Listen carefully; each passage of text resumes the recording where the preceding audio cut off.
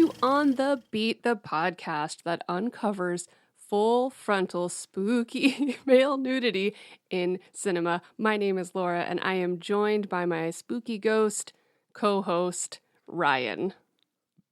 Boo. Boo! Yeah. My gosh, that's really spooky penis month. Scary ghosties. Well, here's the thing. Has the horror ever really left? Certainly not. Which is why we're going to talk about the 1981 supernatural horror film Ghost Story, or as I like to call it, My Four Dads. Yeah. Old men having nightmares. That's kind of what it is. The scariest thing is just sweaty men in bed screaming a lot. Having nightmares, which I'm sure as time goes on, that's just going to happen to me, I think. It's just going to happen. I'm already pretty sweaty, so I just need to have a nightmare. I'm already pretty terrified. So combined, we're basically just one scared old man. Yeah, pretty much. That's great. This film was directed by John Irvin and has a very prestigious cast of many actors who hadn't worked in a decade. And many of them, it was their last film. Alice Creech plays Eva, and Alma. Eva? Who calls it Eva? Well, I have Eva and Alma right next to each other because that's her names, and then I just mushed them because I've never spoken before. This is my first time using my words. So. Yeah, it feels like as every time we do a podcast episode, it's like you're learning English for the first time. Absolutely. It's because you're filling too much of your head with French. That's the thing. This language that's not going to be applicable in our lives. Oh, really? Yeah, useless. Pretty much. It is pretty useless, yeah, because I don't understand French. You needed me when we were on vacation. Yeah, but did I? Yes. Less savory all over again. Yeah. This man was afraid to order a sandwich. Yeah. Which is the same in English and French. Sandwich. Yeah. Yeah. But here's the thing. Did I still get my sandwich? Yeah, I did. I ordered it for him. I did. Yeah. Oh, God. I did. Yeah. Okay. Right, the film also stars Fred Astaire, Melvin Douglas, Douglas Fairbanks Jr., John Houseman, and Craig Wasson, who I was like, there's another Wasson that I'm very familiar with. And it's James Wasson who directed Night of the Demon. Yeah. I don't think they're related. I don't think so. Yeah, they're not. There's not just a Wasson clan, like, who work in the Hollywood film industry. Who work in scary movies. Yeah, I mean, Night of the Demon is very scary. True. And not in the way that this movie is scary. No, but I do have a 4K of it now, so I'm going to be putting that in over this spooky season. Please do that when I'm not around. Okay. So the synopsis for this film that I pulled from Letterboxd is nice and short. 4 successful elderly gentlemen, members of the Chowder Society, share a gruesome 50-year-old secret. When one of Edward Wanderley's twin sons dies in a bizarre accident, the group begins to see a pattern of frightening events developing. And the tagline is, "The time has come to tell the tale." Yeah.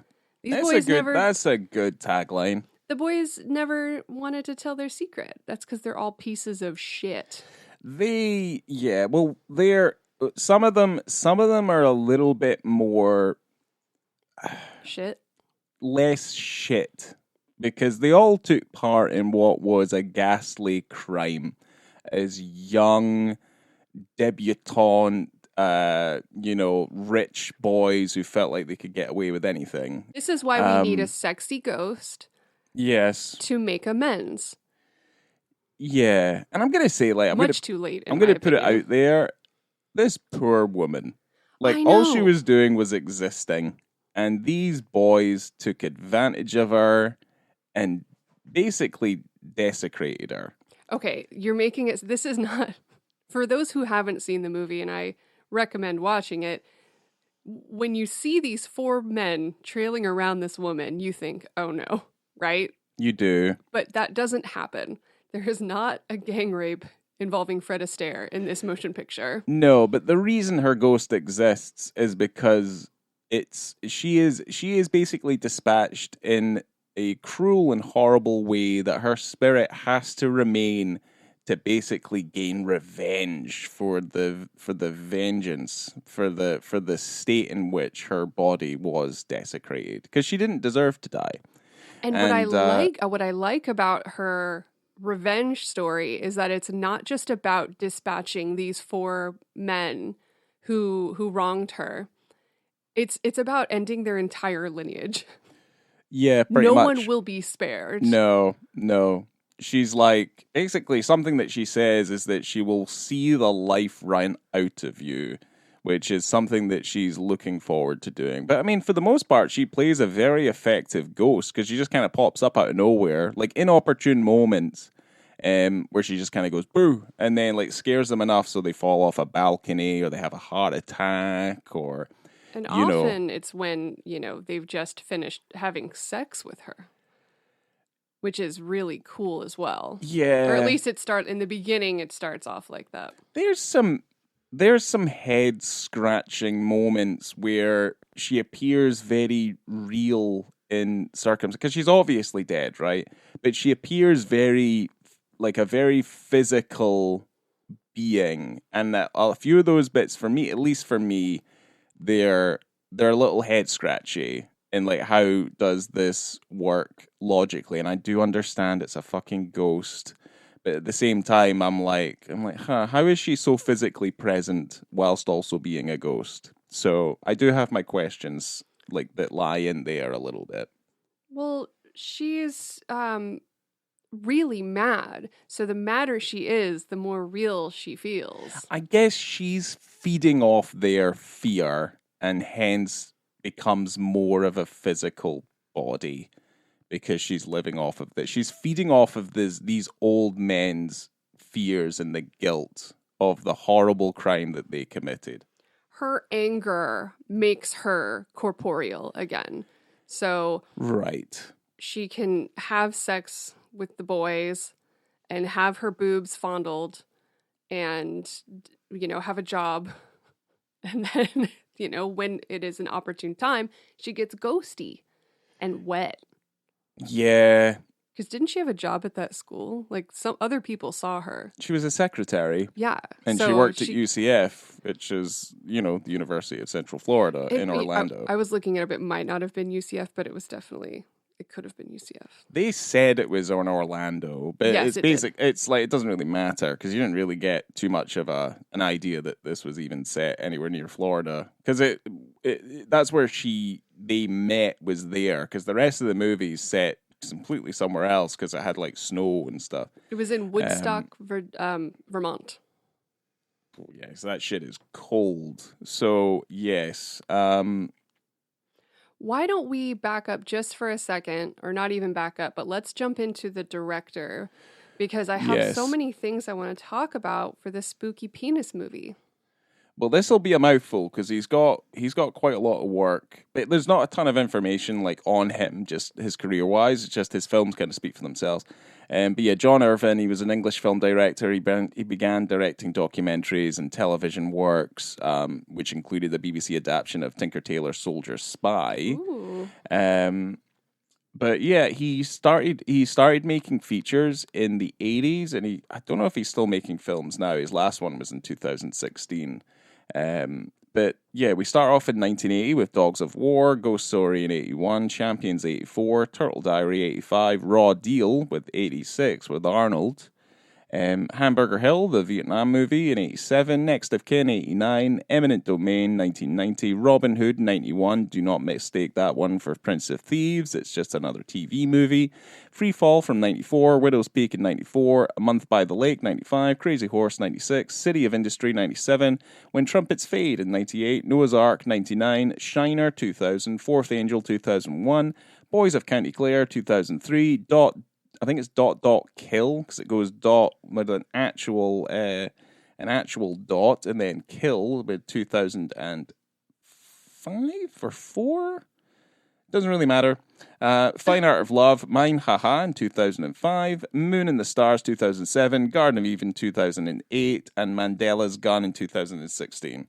But he's like, there's a couple of films in there that I feel like, because certainly there's Noah's Ark and there's Robin Hood, right?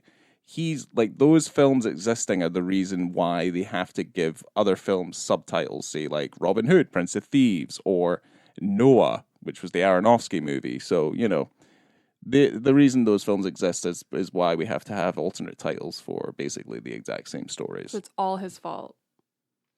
Pretty much. But I mean, I have seen Raw Deal. I have seen Hamburger Hill, and Next of Kin, I think, is a Patrick Swayze movie. So there's some stuff in there that I think is perfectly watchable.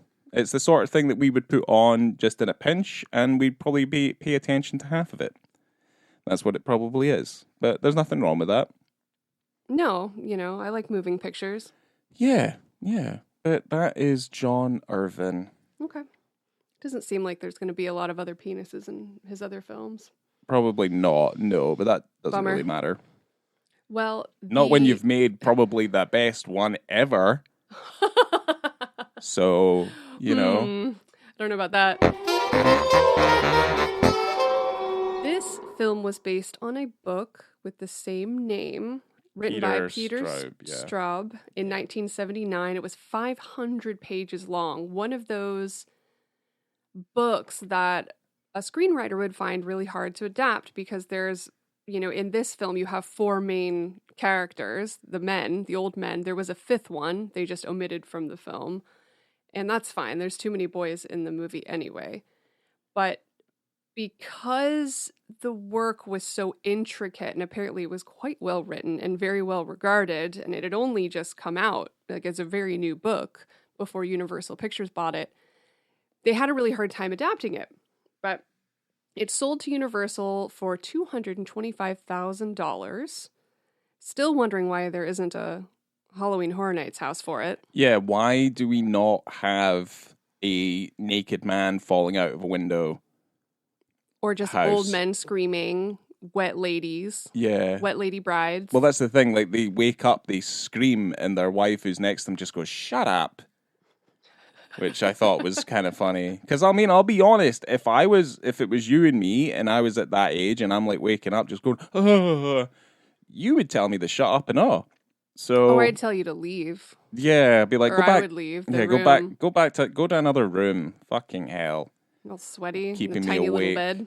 Yeah. But then it's, I didn't commit a murder, so I think I'm going to be all right.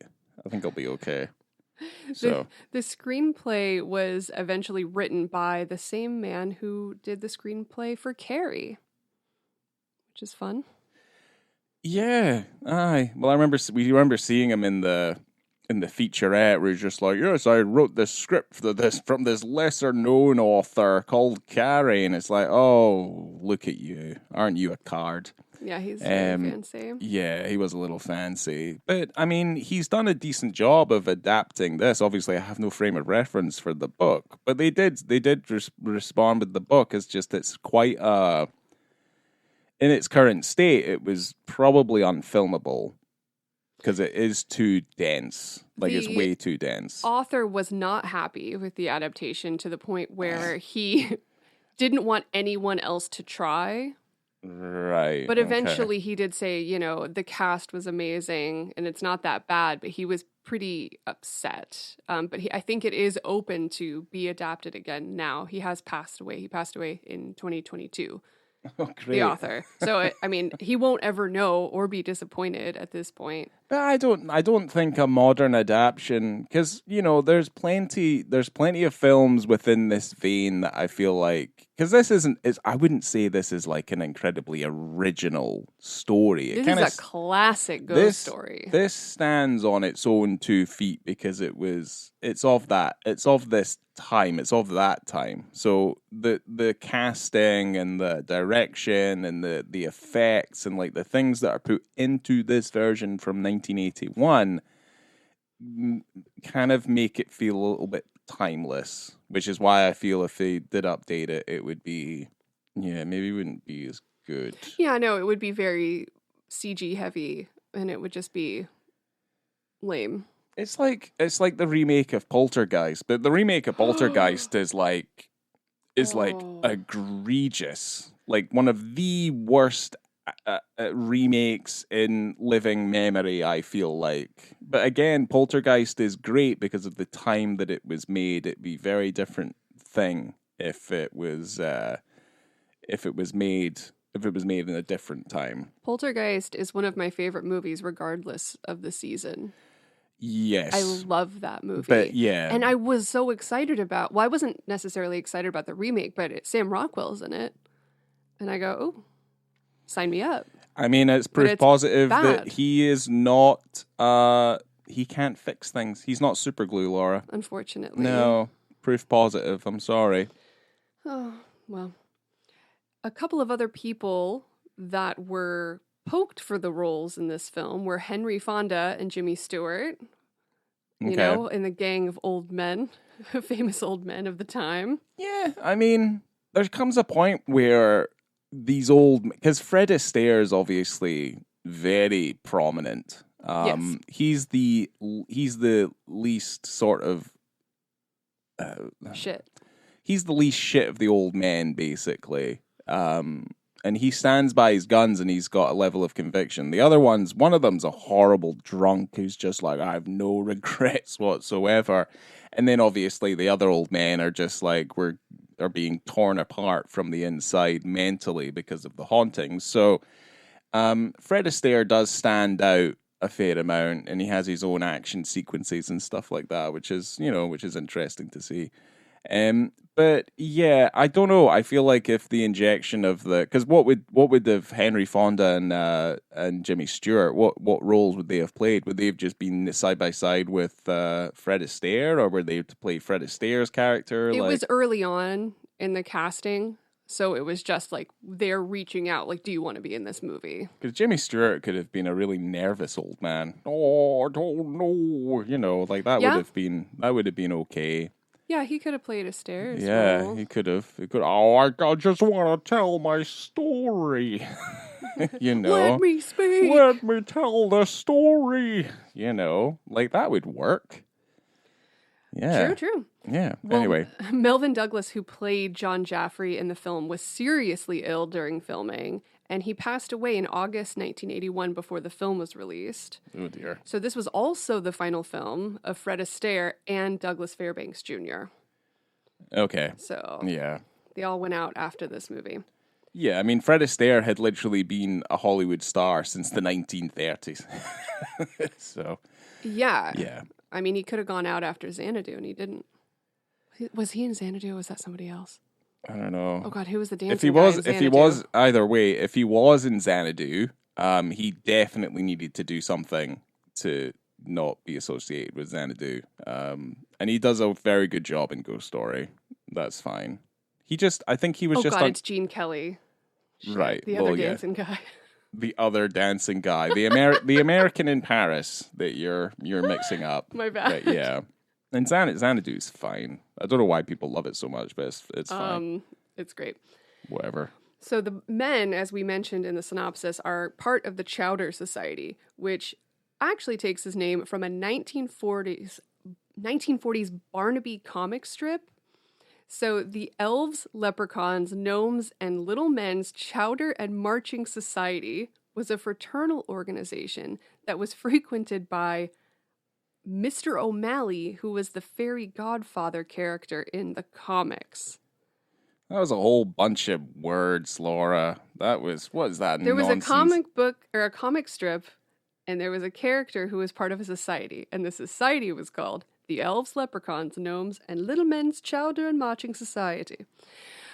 I don't know. I have no respect for anybody who has a society, like a self-appointed society called the Chowder Society. This was basically a group of sad, pathetic, rich people who thought they could get together and call themselves really cool, just like yuck it up in front of a fire with a brandy. It's stupid. Well, their Chowder Society was telling spooky stories, but I love it. I genuinely do. I love the vibe. I love these group of friends, despite the fact that they're pieces of shit. Mm-hmm. But if they weren't pieces of shit, I like the idea of sitting by a fire with my friends and having a drink and telling spooky stories.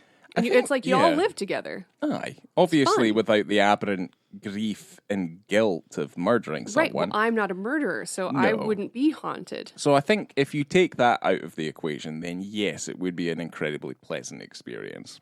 So the director wanted the story to be about hypocrisy and mainly men's fear of women, and at some point, hatred.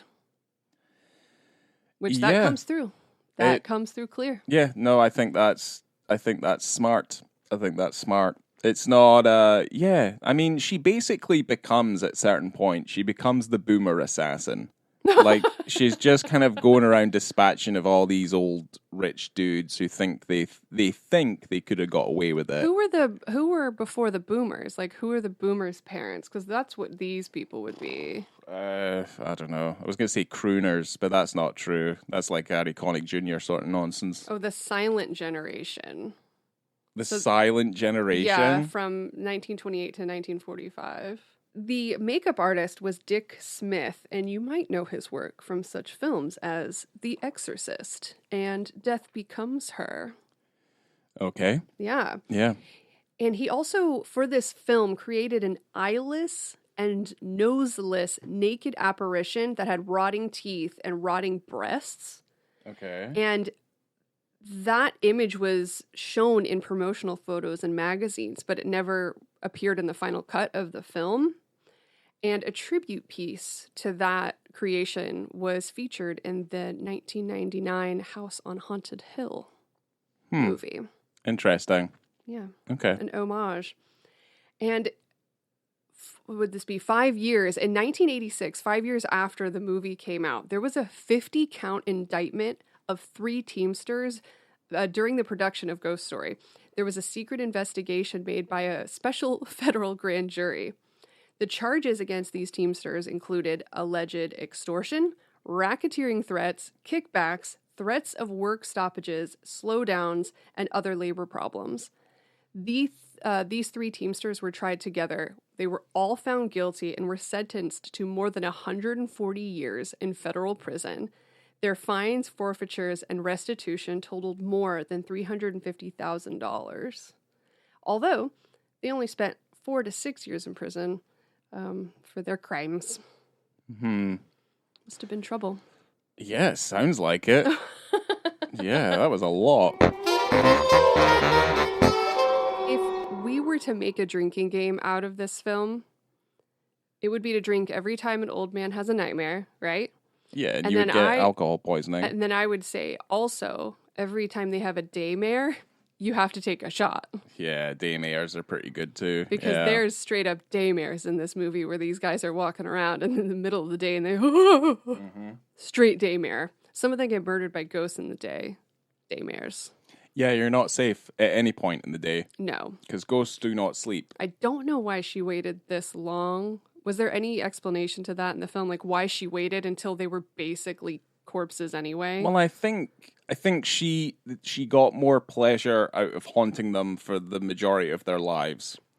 And the fact that they, if she just dispatched them quickly, there probably wouldn't be much satisfaction in the idea. Like if she haunts them and, she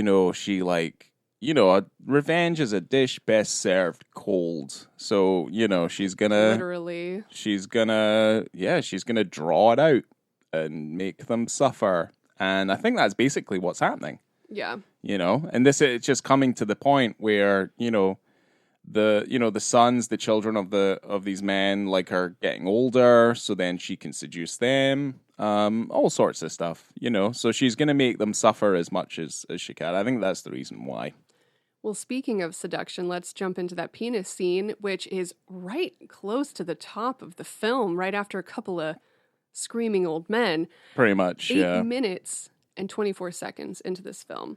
Yep. So we don't know who this man is yet, as far as I'm aware. He just woke up and showered after having what we assume is a sexy evening. Yes. Because there is a naked lady on her belly in bed. Mm-hmm. And he's just wrapped in a towel just around his waist. And I think he's trying to get her attention, yeah? Because she's laying in bed. She looks dead. You don't know what's going on. They're in a high-rise building. Well, she's making noises, and he starts asking, "Who are you?" And she goes, "You know." And he's like, "I know?" And then she says, "I am you." I'm you. And then she turns around. Well, her body's cold, and he's a little confused. Yeah, he turns over her body, and she's a straight-up melty corpse. Yeah, she's a fucking... Her face is off. And yeah, she's a literal nightmare. Obviously, it would be quite shocking to someone in a post-coital situation to realize you just... I mean, he didn't technically pork a corpse. I guess this is where we address it, is that, like, they're having sex with her, like, her physical being. So, like, is her corpse, like, walking around and she has the visage of the young Cell? So, like, are they literally... Because I think they're having sex with the corpse. And... that's walking around. Towards the end of the film, the things that she says to the brother, to Dawn, make it seem like she's like, "Didn't you miss my body?" Oof. And, you know, she is a corpse. I do wonder that. But that's impossible. Unless she's just so angry that she can be corporeal in these moments, but then change what type of body she's showing to people. I guess. I like the idea that she's, you know... escaped, it's like... and then going back to her death trap, and then... Well, it's kind of like, you know, in The Mummy, right? Stephen Sommers' The Mummy, like, before he's fully regenerated, like, there's parts of him that are still rotting. And remember he kisses Rachel Weisz? Yes. And his mouth, starts to rot? I think that's what it's like. She's, like, selective about what parts of her body are rotting, you know, so... You're not wrong. There are gaps here, but that's okay. Because she still can be, like, I don't know. She is real. He plays footsie, like, with her boobs. Like, he's rubbing on her boobs with his feet and stuff. Which, like, you know... I mean, and they have sex, and she's flesh, and she has a job, and there's so... it doesn't make a lot of sense, but I'm not too worried about it. But I guess, like, for us to try and make sense of a film that's effectively about a ghost, I think we're starting to defeat the majesty of cinema a little bit. Maybe that was part of the suspension book that of disbelief. They just couldn't figure out. Yeah. I think the fact that we're looking for a scientific explanation as to how she was able to do it for a ghost takes us away from the majesty of it. But he's shocked enough that he stumbles back what probably could be perceived as 6 to 10 feet towards from the bed. Plate glass window. Yeah. So I'm like, oh, okay. I'm like, well, yeah. He's definitely been directed to fall out that window. Yes. I don't know if I've ever been that shocked, but then I've never woken up next to a rotting corpse, so I don't know. But he falls out of the fucking plate glass window. From maybe, 83 stories in the air or something. At least. Because he's an incredibly, we find out later, he's an incredibly successful businessman. Kind of has the same shitty characteristics that his predecessors have. But he falls out of this window, and it's almostly on a... I don't want to break it down. I really don't want to break this down because it's fucking amazing. It is genuinely one of the best penis scenes that I've ever seen. It has to be experienced. Weird. It's very weird, and so funny and shocking and like kind of disturbing, but it's so good. It's really good. Because he falls out of the thing backwards, and he's wearing that towel pretty tight around his waist. That towel is gone. You don't see that towel fly off. He is just gone. And it's he gone. is flying. And you know what? Makes perfect sense. Absolutely. Yep. No notes at all. Nope. But he's falling, face up, going down, and he's just flailing around fully naked. Yeah. And I mean... There's maybe only another fall in cinema history that I can think of that's as good as this, but not quite as good as when Hans Gruber falls off out of the window in Die Hard. That is a very good one. That is a very good fall. This one this one has like, because that's the thing. I don't want to kind of overanalyze it, but it's hokey to the point where it's fucking amazing. Right. You know? And it's obvious he's falling a really great distance. They have to do it this specific way. It looks terrifying. And he just goes through a skyline and he hits the edge of a pool that's at the base. Yeah. So unlucky. So unlucky that he falls literally with an arm in the pool. Yeah. Where he just missed it. He just missed the pool. But the thing is like the of this whole sequence, the one thing that is incredibly unrealistic about it is the state of which his body is when it lands. Because if he fell that far and he hits basically a hard tile floor, his fucking body would be a pancake. Like, he would just explode. And they didn't do that. And he looked very well preserved. Just some glass scrapes. Yeah, he looked incredibly well preserved. That's the only thing I would maybe say to dock it a little bit. His eye would have fallen out or something. Because that's what Die Hard did better, is that you don't get to see what Hans Gruber's body looked like when he did hit the ground. You just see Sergeant Powell's face just kind of go, ooh, that looked rough. So, yeah, there is that. Because there's also the fall in Suspiria, like at the opening of Suspiria, because she like falls through the glass and I think she gets impaled or something. That's also a little bit more realistic. What about the one in RoboCop? With the arms. With the arms? What do you remember? Where he falls out of the window and what, the mayor? And in RoboCop? Yeah, the mayor. He's the only one I remember. And then his arms are all super long. Yeah, fucking Dick. Yeah, Dick at the end of RoboCop. Dick Jones. Yeah. Well, here's the thing. If anyone's... Well, I'm just going to close this up really quickly. If you're interested and you're like, why his arms are all so big, like, they speak to the guy who animated that model in a documentary called RoboDoc, which I recommend anyone to watch. Incredible. It's like a 5-hour documentary on the making of RoboCop. And he explains it, and he was kind of just like, he's like, it's that sort of career moment that could, ruin your career. Well, he was new. He was new, and he must have. I did my best because he's like, he had the original model still as well, and you can tell that it's proportional. But I think he shot it with the wrong lens, so the lens just distorted his arm length because his arms are towards the lens, so it just made everything look really long, like Dick Daddy arms long, I guess. Daddy arms. Yeah. Okay. Yeah. But yeah, that's the penis scene.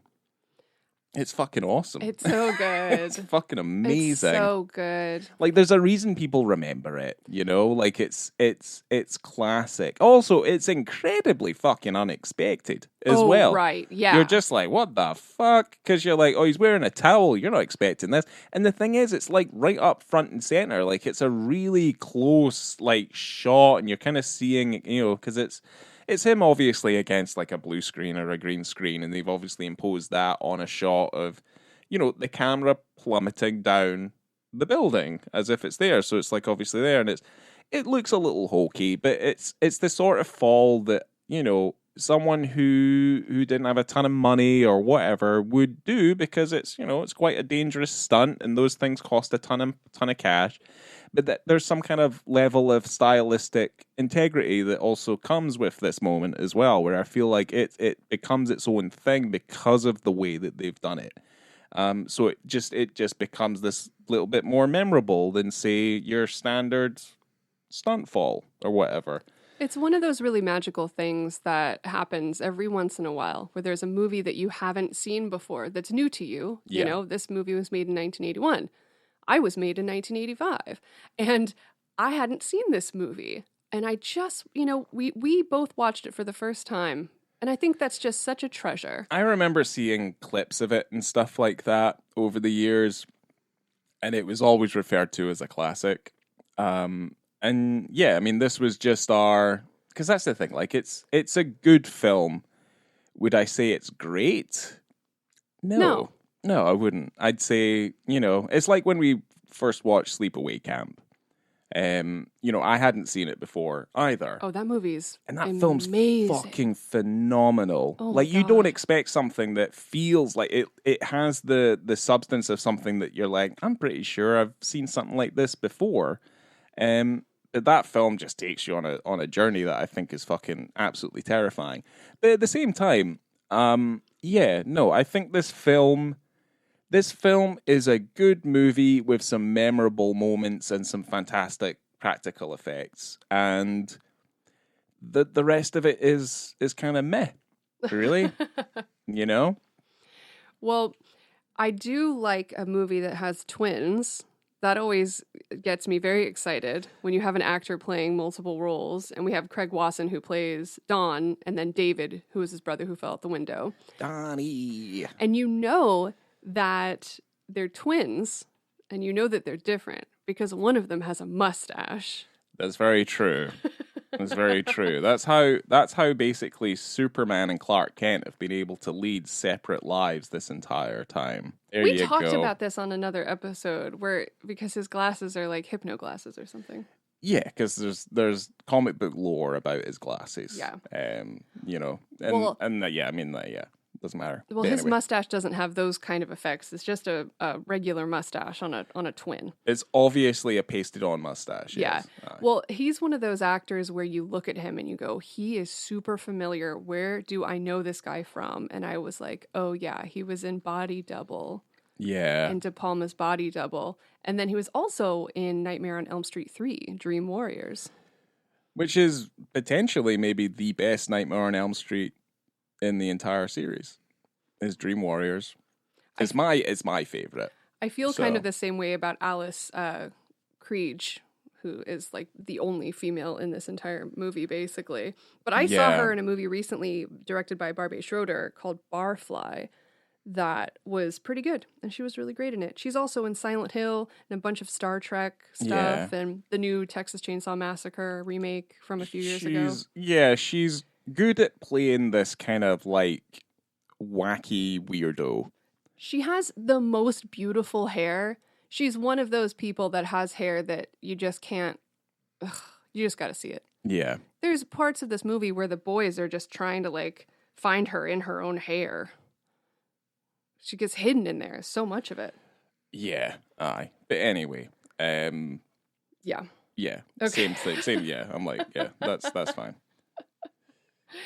Well, what did I call this movie? It was like It, in a way, but not necessarily as good. Well, it's like because it goes back in time quite a bit. Yeah, it's like back and forth. It's like It in reverse, sort of. Maybe. Well, it's kind of like it. It's kind of the same. Yeah, it does go back and forth. Where you basically have, that there's a problem and they're being haunted, and then you find out the origins of the haunting. So that's what happens here, because you do go back in time and see why this woman's coming back. It's different though, because it's like two stories that basically tell the exact same thing, just in two different generations. You know what I mean? It's like, oh, we did defeat the clown. It's like, oh, no, we didn't. Now we've got to go back and do it again. It's like, oh, yeah, cool. I guess they only... Yeah, that's true. Yeah, same thing. Here it only happens the once, and all they had to do was just dredge the car up from the fucking lake and just let her fucking sludgy corpse just waddle its way out of the car.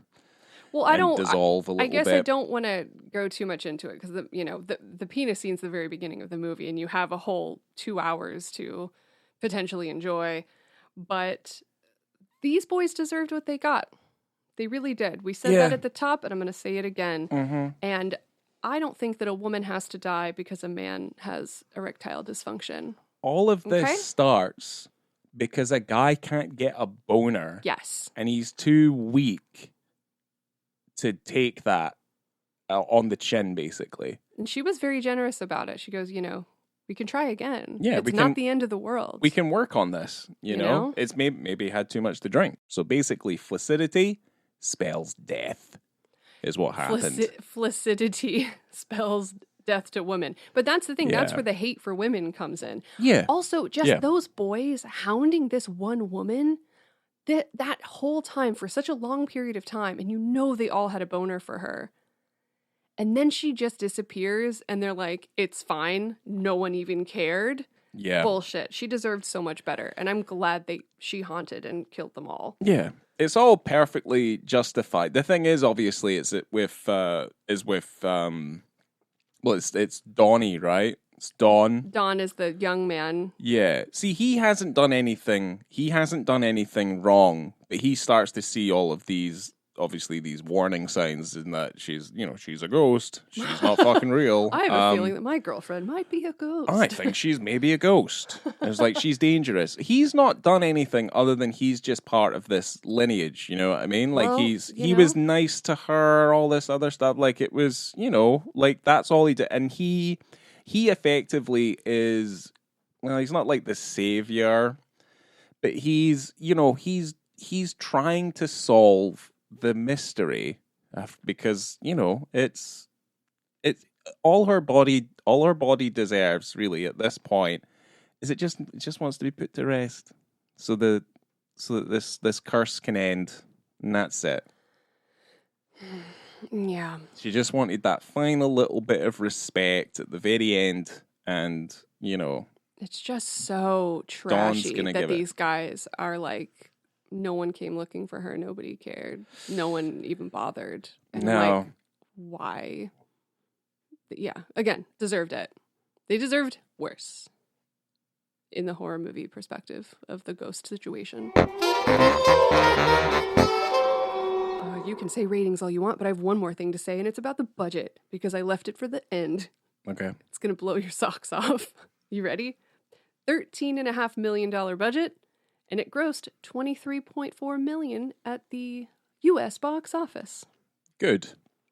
Success. It was a success. It would be deemed a success.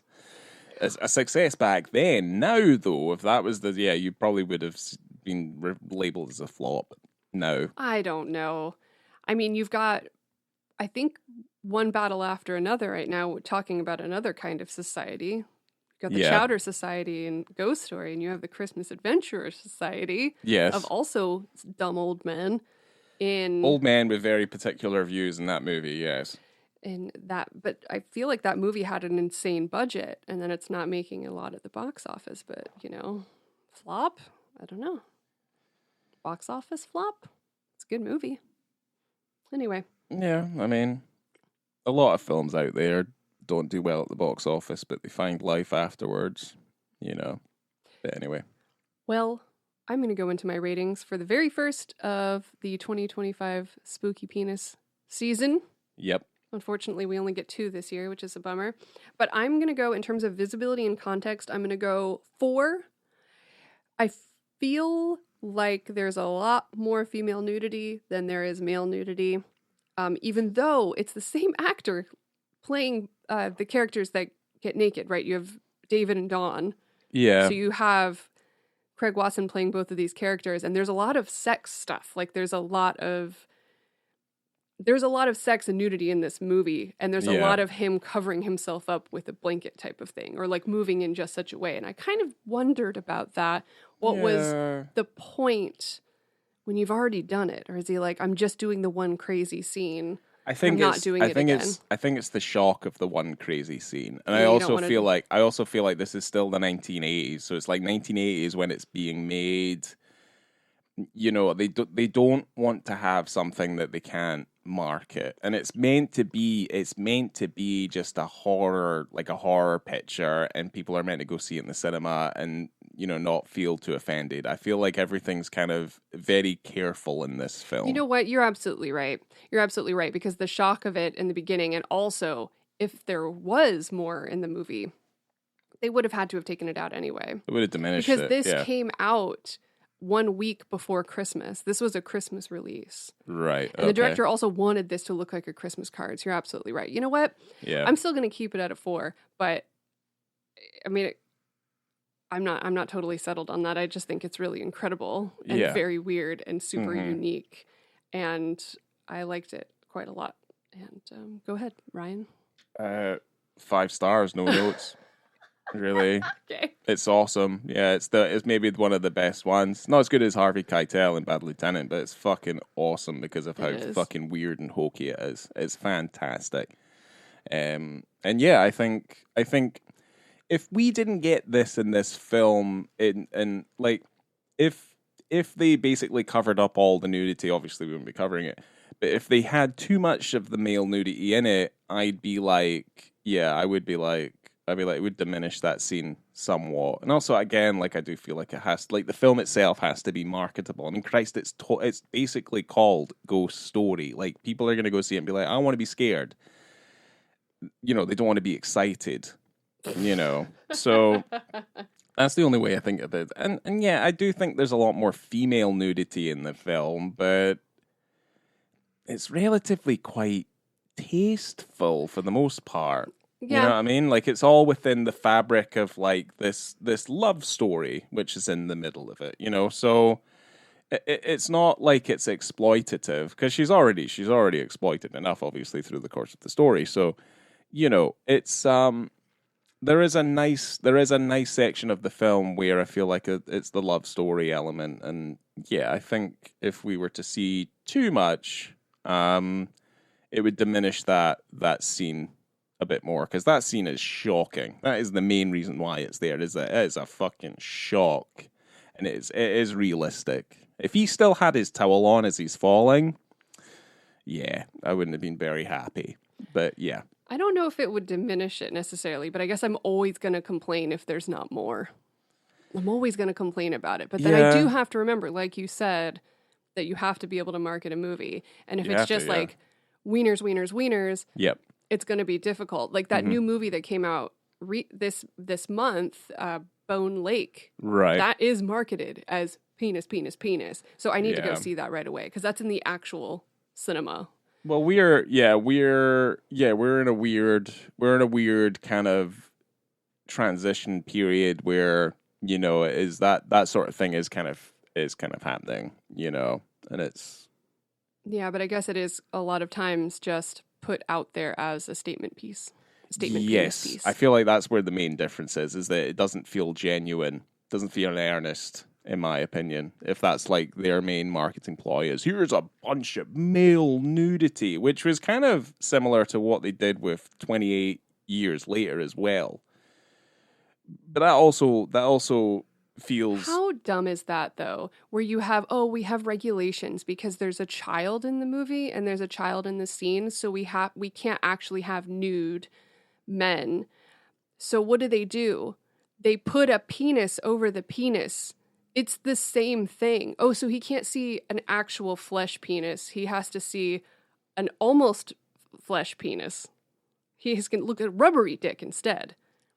regardless of Dumb. whatever you're talking like regulations wise, story wise, it makes sense that the zombies would be walking around all naked because all their Correct. clothes are rotten or they've fallen off or whatever. Like it all makes sense to me. So either way, either way. Okay.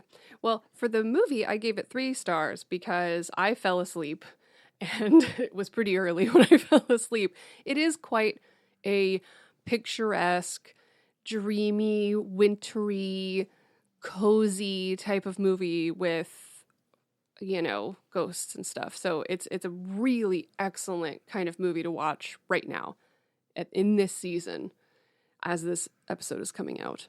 But I don't some of it doesn't make sense. Some of it's kind of boring. I don't care about these old men, but that's okay. I don't think I'm meant to. And I don't know. It's okay. It's too long, but I liked it. There's stuff I will remember from this movie, particularly the very end and the falling in the beginning and the foot on the boob. I'm going to remember that too. So that's me. 3 stars. Yeah, I also gave it 3 stars because it is a little too long. It is a little sleepy. And there's some good bits in it, but for the most part, it's like, it's fine. Yeah. And that's kind of it. Is it a classic? Yeah, I guess so. Sure. Will I pop it in every October? Probably not.